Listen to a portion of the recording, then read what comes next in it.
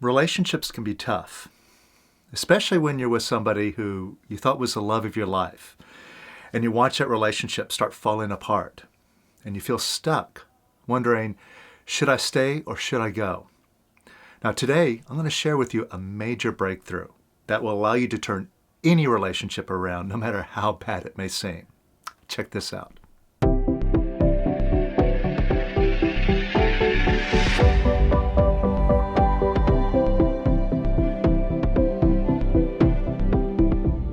Welcome to the Power of Quiet, the simple way to self-realization.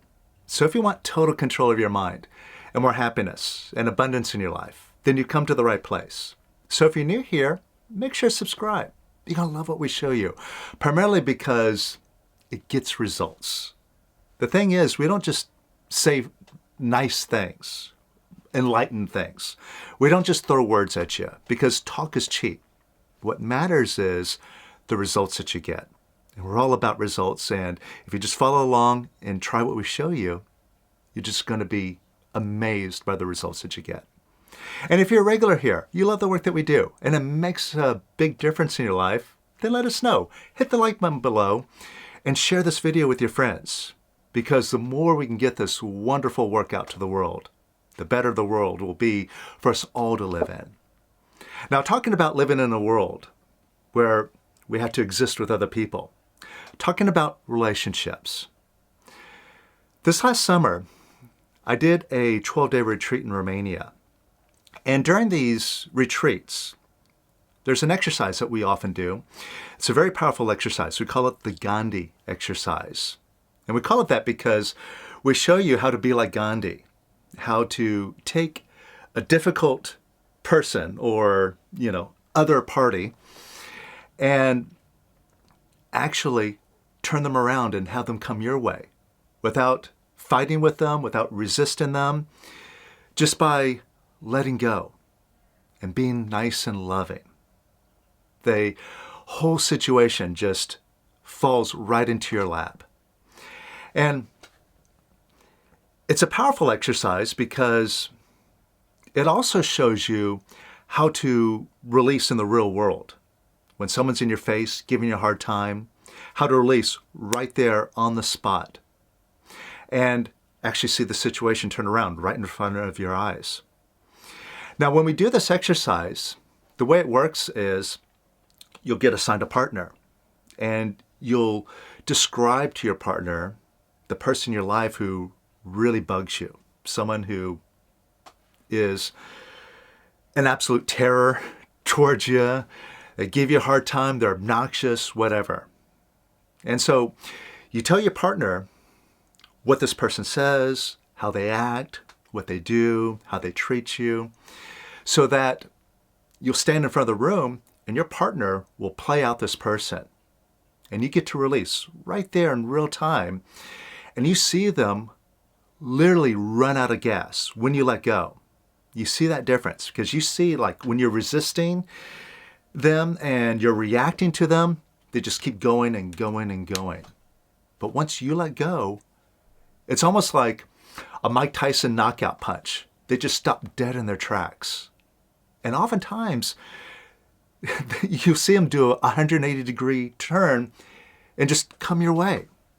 So it's a very powerful demonstration of not only how to interact with others and understand how we throw emotions and feelings at each other, and how we use those emotions and feelings to manipulate and control each other. And so by releasing, you just get yourself above it all, and you get into a nice place of courageousness, acceptance, and peace. And you discover that whoever's in the highest energy, the most positive energy, is the one who wins. And like I said, it also shows you how to release in real time, in the real world, so that you take this work that we do and you apply it to your life in a very real way. Now, going back to the retreat, so we were doing this exercise in Romania, and one of the students was working on his mother. And so his partner was playing out his mother and treating him like his mother was treating him, which is a very toxic relationship. She's very critical, always picking on him, comparing him to his siblings. Why can't you be like your brothers? And on and on. And it really just tore him apart. So when he was doing this exercise, he was really stuck. And he just couldn't let go. He was just torn up by what was going on in front of him, because it was just the whole scenario of when he interacts with his mother. And so I kind of stopped what was going on, and I had him do something a little bit different based on a breakthrough that I discovered for myself not so long ago. And I'm going to share that breakthrough with you because it is a powerful lesson about how you can overcome your resistance to a bad situation, your stuckness in a bad relationship, and really have things go your way. All right? So what I found was, it wasn't so long ago, I was having a bad time with my wife. And I was watching our relationship literally fall apart. And she was telling me things like, she didn't think that we should be together anymore. She wanted to leave. And she was also telling me some very hurtful things. It was just like she was just stabbing me with a dagger right in the heart. And during one of these conversations that we had, I was like, you know what? I need to go. I'm going to go to the gym. I'm going to work out and do some releasing, hopefully. And maybe we can resume this later. So I went off to the gym and I was trying to release, but I found it hard because my mind was just in overdrive. How could she say that to me? And how can she tell me something like she wants to leave? And, she's been telling me that a lot. Maybe I should just let her go. And maybe that would be the best thing because she's always negative. She's always critical. She's never supportive. She's always tearing me down and on and on and on. Right? My mind is just complaining and basically building up a case for me to be right. For me to say, you know what? I've been doing everything right. I've been doing the best I can. And she's just saying this nasty stuff. She shouldn't be doing that. I'm right. She's wrong. And while this is all going on in my mind, I remembered something that Lester said quite simply, is that thinking is stinking. And also, I know from what I learned from Lester and from Lester's student, my teacher, Larry, and also from my own experience, that you can't trust the mind, what it says to you. And it's often best to just treat that mind like it's a liar. So there I am in the gym, and I'm recognizing my mind is just rrr. And I go, wait a minute. What do I need to listen to this for? Because here I am. I'm trying to build up a case to be right. And oftentimes we'll do this as a way to protect ourselves from being hurt. All right? So we mentally and rationally start building a case of, wait, I'm the one who's in the right. They're wrong. And we start building this so that if we do have to split up, I can rely on this justification so that I don't have to feel so bad. So, a lot of times we do this so we just protect ourselves emotionally. And I saw what I was going on, but I also saw where that would lead me. If I followed that line of thinking, there was only one destination to that I'm right, she's wrong, and screw it. let's just end this thing. And even at the end of all of that, I would still have that complaining. Oh, such a bad thing. And, oh, I wish it could have been different, and on and on and on.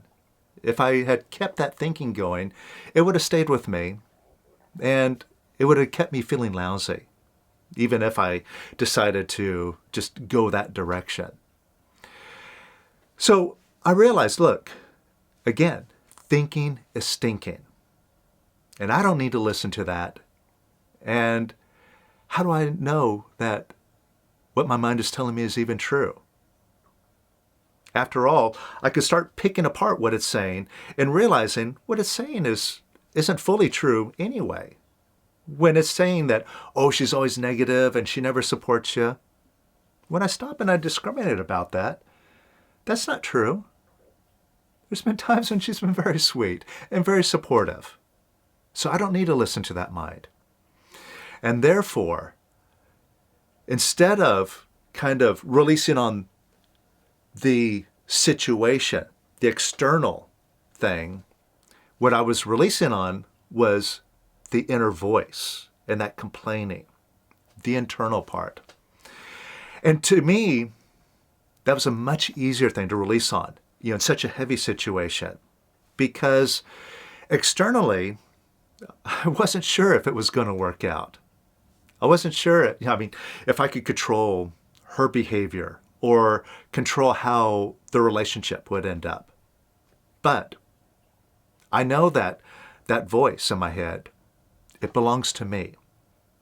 And it's my choice whether to take that voice seriously or not. And it's also up to me to release on that and eliminate that voice. Get it nice and quiet, release on it, so that at least, even if things don't work out externally, I'm free of the negativity that's inside. So that's what I focused on. I just focused on my own inner complaining, not the external thing, just what my mind was like, rah, rah, rah, rah, rah.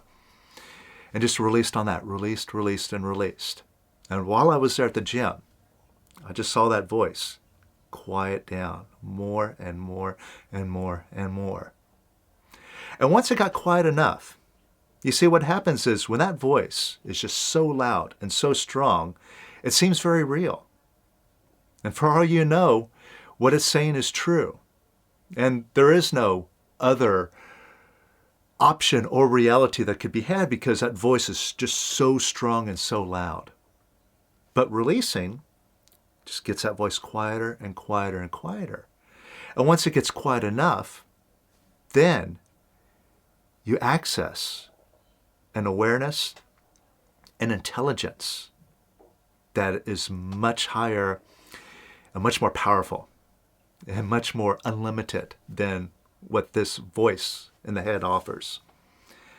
And so just by getting quiet, I got in touch with beingness, this quiet space that's very alive. And beingness is always coming from a positive place. And so just naturally. And see, this is the way the method works, is we just let go of the negativity. We don't have to put any positivity in. We don't have to do affirmations. We don't have to talk ourselves into being loving or anything like that. All we have to do is just get the non-loving feelings out of the way. And then we discover that all the positivity, all the love, all the happiness was already inside of us. It was covered up by the noise and the negativity. So once I was releasing the negativity and that noise went down, then just naturally, intuitively, the awareness came up of, you know what? Things aren't so bad. Maybe this could work. And see, at the very least, in that moment, it just put me in a whole different frame of mind and feeling within myself. I wasn't complaining, feeling heavy, loaded up with regrets and what ifs and shouldas, couldas, wouldas, all that stuff. I just felt, you know what? Everything's perfect. And maybe things could work out. I'm willing to allow it now. So it's just an effortless, easy, positive place. And once I did that, I noticed two benefits. Number one, by doing this, by taking the approach of thinking is stinking and not taking my mind so seriously, even in such a heavy situation, as much as my voice seemed to be right, seemed to be justified, I don't care. What do I need that information for? How does it help me? How does it help me to say, oh, she's a negative person? What does that solve?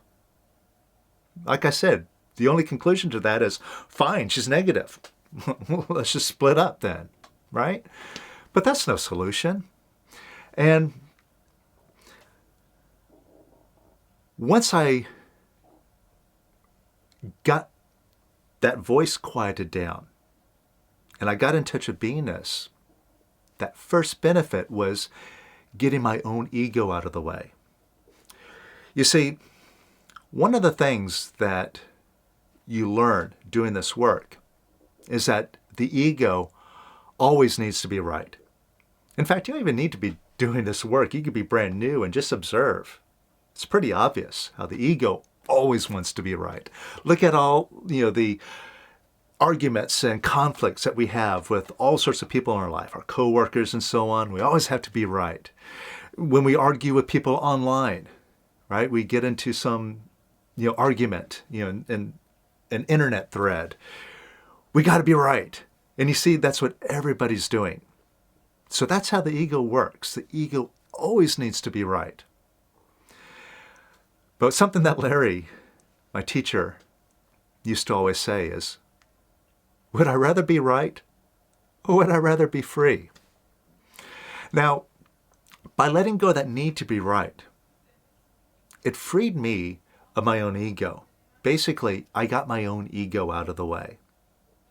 And by getting my own ego out of the way and that justification of I'm right, I realized, whoa, there's a lot of things that she's saying, that she's trying to communicate to me, where she's right. And I got to take an honest look at myself and go, oh yeah, I see what I've been doing. I see how I have been responsible for the situation. And this is another lesson that Lester gives us that is so important, is that we must take responsibility for everything. Even when somebody else is just hitting us with something and we think they're doing it to us, we always take the approach of no matter what is going on, it's my responsibility. It's my picture. And so when I got my ego out of the way, I saw, oh, this is how I'm creating this. This is how I've been acting towards her that she doesn't like.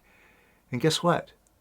With my ego out of the way, I can change that and actually be a better person for her. And the second benefit that I discovered when I did this was that just by getting rid of that noise and that complaining and that story that my mind is just grinding over like a broken record, that instantly, when I went home from the gym, the whole situation dissolved. In fact, she did 180 degrees. She was like, you're the best husband. I love you. I want to stay with you forever. Literally just had an absolute turnaround, and we didn't even need to discuss anything. So that right there is proof of everything that we that we say here. It's like, don't believe what I say, but prove it for yourself. And that's where Lester has always come from, is prove it to yourself. Because lots of people out there, they talk about love and oneness and all of that stuff. But most of them can't demonstrate that. It's by actually doing the work that you actually prove these things out. And you prove them out in a way that your mind will never comprehend. And the trap that a lot of us fall into is we try to comprehend these teachings, these lessons about oneness, about love, about unconditional love, and so on. and the ego. And we try to understand it through the mind, but it's such a low level, and that keeps us stuck. But we just decide, all right, I'm going to do the work. I'm just going to jump into it with both feet. I'm not going to rely on my mind. In fact, I'm not going to trust anything that mind says. And simply do the simple steps that Lester has shown us. That proves out everything that he talks about. And so, anyway, going back to the retreat in Romania, I showed this to the student right there, as he was in front of the room. I said, here, do this. Take a look at what your own mind is saying about your mother. How can she say that to me? How can she treat me like that? On and on and on. And I wish I can get away from her, but I can't because she's my mother. So I have to sit here and I have to endure it and on and on and on and on. And just release on that. Don't release on what she's saying. Release just on what your own mind is saying. And he found that was easy to do. It's like, oh, I can do that. And that softened him up. And then he was able to then take that softness and that love that he was starting to uncover inside of him and then apply it to his mother. And then he got the results that he was looking for. So, going back to Lester's teachings, we've heard him say things like, when he refers to the rest of the world as the rest of me. And saying things like, there's no one out there but your own consciousness. And this is something that we can examine for ourselves in a way, because as we are here in this world, it seems that others are separate to us. They're separate from us. And they're separate people, they're separate entities, and therefore, they can be a danger to us, or they can give us something, and so on. However, when we look at, say, the experience of when we sleep at night and we dream, when we're dreaming, we dream of all sorts of people, and we have interactions and conversations, and they seem very real in that dream. But then we wake up and we realize, oh, I dreamt the whole thing. All those characters that I was gallivanting around with and having conversations with, they didn't exist. It was just me projecting and talking back to me in my dream.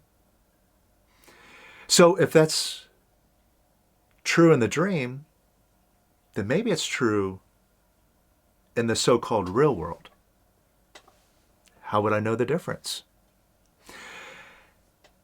And so, by releasing, we start to uncover these things that Lester's talking about. And to be fair, when Lester talks about some of these things, it could be very scary to the ego. After all, if there's no one else out there but me, what does that mean? I'm all alone in the universe? That doesn't sound so nice. But again, that's the mind's interpretation. It's trying to figure out, what is Lester talking about? What does this all mean?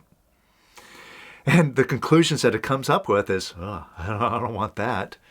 So again, you can't trust that mind. But if you just do the work and you release, you start to experience what Lester's talking about in a very deep way. And it's not scary. It's not anything that your mind thinks. In fact, the more you go in this direction, you fall into a place of harmony, into the real meaning of oneness that a lot of people talk about. But you experience it firsthand. And it is an amazing thing. And the more you do this, the more your life becomes more harmonious. It becomes more effortless. And you find that instead of being run by your mind, you're the one who's in charge. And this dream that you're in, whatever it is, you become in charge of it. You direct it how you'd like it to be, just by getting out of the way. And it's just a very harmonious thing. And it's wonderful. And that's what this work is all about. That's what Lester and all these other great spiritual masters have been talking about. But getting there is nice and simple. It's just by doing this work. So let's do a little bit of work on our relationships, because surely you have some relationships probably in your life right now that drive you crazy. So we're going to do a little bit of releasing just so you can experience, number one, how you don't have to suffer and feel so bad. And number two, how you can, by releasing, not be reactive, not be so negative, and actually respond and be more solution orientated. All right, so if that's something you're interested in, check this out. So think about somebody that you're having a bad time with. Maybe it's someone you got to work with, maybe it's a customer, or somebody else in your life. And maybe they're just a nuisance.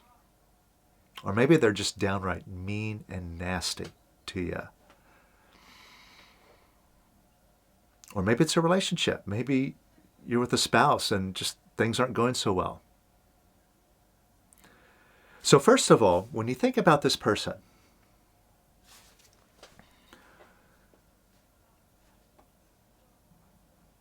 like I said, thinking is stinking.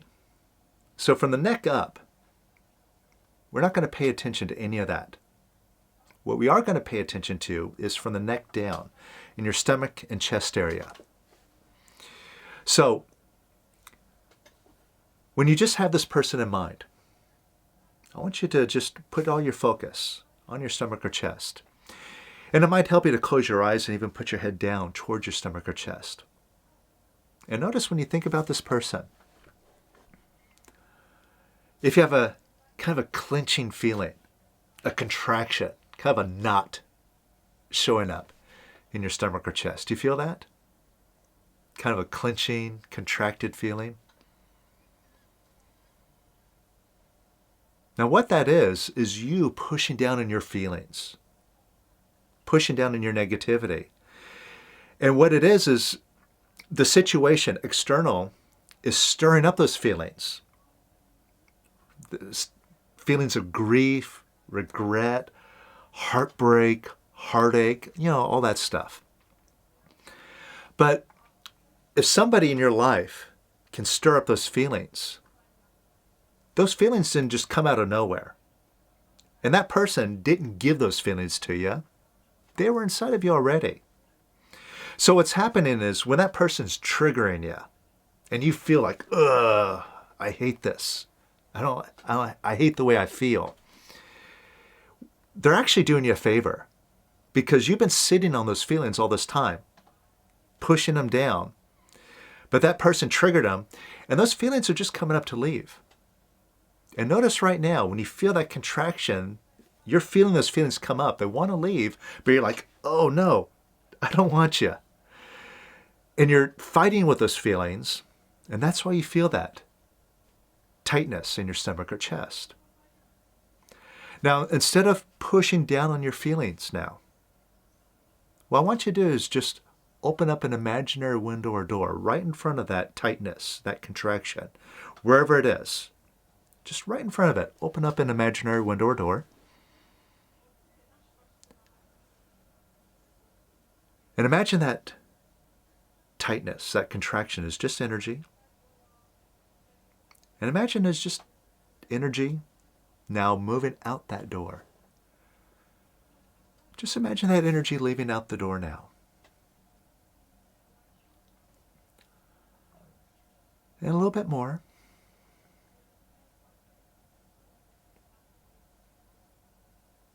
And some more.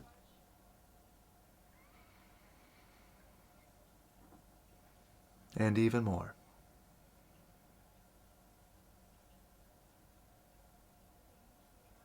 And even more. And even more. Just open up. Let it leave. It wants to leave. Just let it go out the door. Even more.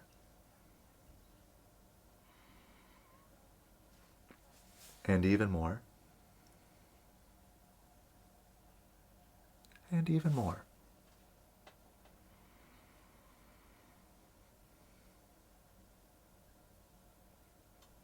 And notice how you feel.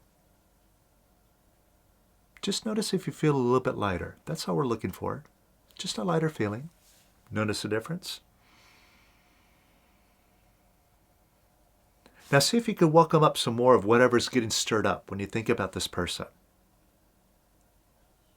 You might feel that contraction starting to kind of tighten up again. But again, open up that imaginary window or door right in front of that tight feeling in your stomach or chest. And just imagine it as energy going out the door. And there's nothing you need to figure out about it. You don't need to understand it. There's nothing good or bad about it. It's just energy, and it wants to leave. That's all. Just let it leave.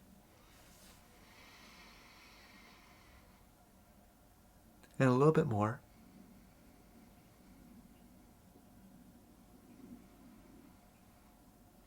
And even more.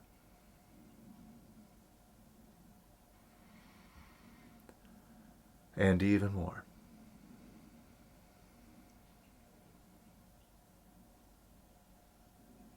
And even more. And welcome up some more. And just let it pass through. Just let it go out the door. Just invite it up. Allow it to arise. And let it leave. It wants to leave. All you have to do is just get out of the way. Let it leave. Watch what happens. And let that energy leave a little bit more. And a little bit more.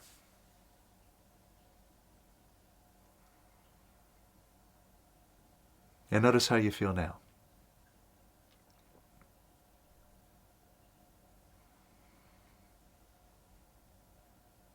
It's much better, right? Don't you feel lighter? And that's how, again, all we're looking for is a lighter feeling. It's showing you that you have an alternative. Rather than fighting with your feelings and stuffing them down and having to sit on them and having them fester inside of you, you can just let them go. And notice that light feeling. That's the real you showing up. The positive you, the part of you that has solutions, that brings you answers. So, again, this is just a very simple demonstration. And it touches upon a much deeper work that Lester Levinson, this great master, has given us. And we're going to be applying this work really soon in a brand new 6-week course called the Oneness and Relationships course. It's got some very powerful exercises that I learned from Larry about our relationship with others. And what's great about it is that it's not just other people that we have relationships with. We have relationships with everything. We have a relationship with our body. We have a relationship with our house. We have a relationship with our finances. We have a relationship with money. And by looking at everything as a relationship, and of course, in every relationship, there's one commonality, right? We're part of that relationship. And that gives us the ability to take responsibility for all these areas in our life that aren't working for us. And so this course, we're going to be taking that approach and doing some very deep work in making all of our relationships, our relationship with the whole world, a very wonderful, harmonious experience. So if you want to check that out, I'll leave a link to this new course in the description below. Also, I'll drop it up here. And check it out. This is probably one of the deepest, most enlightening ways to use Lester's work. So join us and have a massive breakthrough in your life. All right?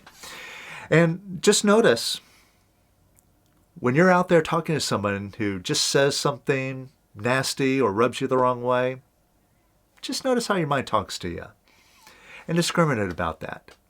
After all, what do you need to listen to that thing for? Where's it going to lead you other than usually a negative decision? All right? So just watch that tricky mind, keep releasing, and I'll see you on the next video.